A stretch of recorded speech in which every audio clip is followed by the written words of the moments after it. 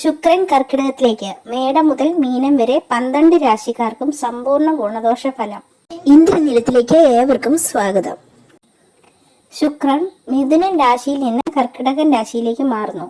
July 31 വരെ കർക്കിടകൻ രാശിയിൽ ശുക്രൻ തുടരുന്നു. കർക്കിടകൻ രാശിയിലേക്ക് മാറുമ്പോൾ അത് 12 രാശിക്കാരെയും പല വിധത്തിൽ ബാധിക്കുന്നു. ചിലരിൽ അനുകൂല ഫലങ്ങൾ നൽകുമ്പോൾ ചിലരിൽ അത് പ്രതികൂല ഫലങ്ങളായിരിക്കും നൽകുക. ശുക്രൻ രാശി മാറുമ്പോൾ അത് 12 രാശിയിൽ എങ്ങനെയെല്ലാം സ്വാധീനം ചെലുത്തുന്നു എന്നതിനെ കുറിച്ച് നമുക്ക് നോക്കാം. ശുക്രൻ പൊതുവെ ഗുണഫലം നൽകുന്ന ഒരു ഗ്രഹമാണ്. അത് കർക്കിടകൻ രാശിയിലേക്ക് മാറുമ്പോൾ ഏതൊക്കെ തരത്തിലാണ് നിങ്ങളെ ബാധിക്കുന്നത് എന്നതിനെ കുറിച്ചും നമുക്ക് നോക്കാം. മേടൻ രാശിക്കാർക്ക് പല വിധത്തിലുള്ള മാറ്റങ്ങൾ ഉണ്ടാകുന്നു.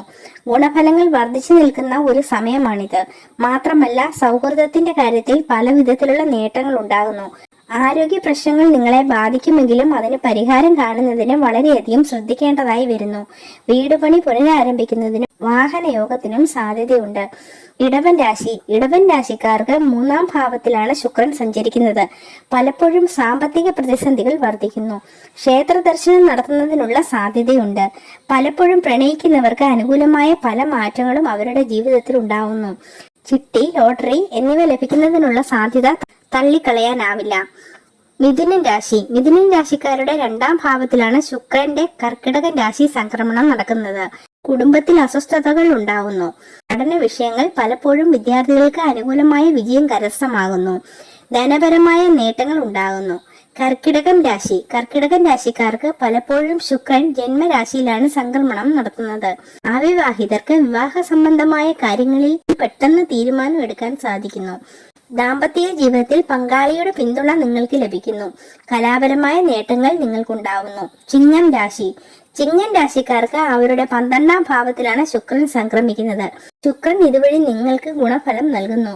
കുടുംബത്തോടൊപ്പം യാത്ര പോകുന്നതിനുള്ള സാധ്യതയുണ്ട്. കടബാധ്യത പൂർണ്ണമായും ഇല്ലാതാവുന്നു. സാമ്പത്തിക കാര്യങ്ങളിൽ നിങ്ങൾക്ക് അനുകൂലമായ നേട്ടങ്ങൾ ഉണ്ടാവുന്നു. കന്നി രാശിക്കാർക്ക് അവരുടെ 11-ാം ഭാവത്തിലാണ് ശുക്രൻ സ്ഥിതി ചെയ്യുന്നത്. സാമ്പത്തിക മാറ്റങ്ങൾ നിങ്ങളെ അനുകൂലമായി ബാധിക്കുന്നു. ബിസിനസ്സിൽ ധനവരവും ലാഭവും ലഭിക്കുന്നു. വിവാഹത്തിന്റെ കാര്യത്തിൽ പെട്ടെന്ന് തീരുമാനമാവുന്നു. മാനസികമായ ആരോഗ്യം അല്പം പ്രതിസന്ധിയിലാവുന്നു. തുലാം രാശിക്കാർക്ക് ശുക്രൻ അവരുടെ 10-ാം ഭാവത്തിലാണ് സംക്രമണം നടത്തുന്നത്. പലപ്പോഴും രാഷ്ട്രീയ രംഗത്ത് അനുകൂലമായ പല നേട്ടങ്ങളും ഉണ്ടാവുന്നു. പ്രണയിക്കുന്നവർക്കിടയിൽ അടുപ്പം കുറയാനുള്ള സാധ്യതയുണ്ട്. ദാമ്പത്യ ജീവിതത്തിൽ സ്വൈര്യക്കേടും പ്രശ്നങ്ങളും ഉണ്ടാവും. വൃശ്ചികം രാശിക്കാർക്ക് അവരുടെ 9-ാം ഭാവത്തിൽ പലപ്പോഴും പല തടസ്സങ്ങളെയും മറികടക്കുന്നതിന് സാധിക്കുന്ന ഒരു സമയമാണ് ശുക്രന്റെ രാശിമാറ്റം. ബിസിനസ്സിലെ നേട്ടങ്ങൾ നിങ്ങളെ അത്ഭുതപ്പെടുത്തുന്നു. കച്ചവടത്തിൽ ലാഭം നിങ്ങളെ തേടിയെത്തുന്നു. ലോട്ടറി സംബന്ധമായ കാര്യങ്ങളിൽ നേട്ടങ്ങൾ ഉണ്ടാവും. ധനുരാശിയിൽ ശുക്രൻ അവരുടെ 8-ാം ഭാവത്തിലാണ് സഞ്ചരിക്കുന്നത്. പലപ്പോഴും കർമ്മരംഗത്തെ നേട്ടങ്ങൾ അത്ഭുതപ്പെടുത്തുന്നതാണ്. രാഷ്ട്രീയ രംഗത്ത് അനുകൂലമായ പല നേട്ടങ്ങളും ഉണ്ടാവും. സ്വർണ്ണപ്പണയം തിരിച്ചെടുക്കുന്നതിന് സാധിക്കുന്നു. കടബാധ്യതകളെ കുറിച്ച് അല്പം ശ്രദ്ധിക്കണം.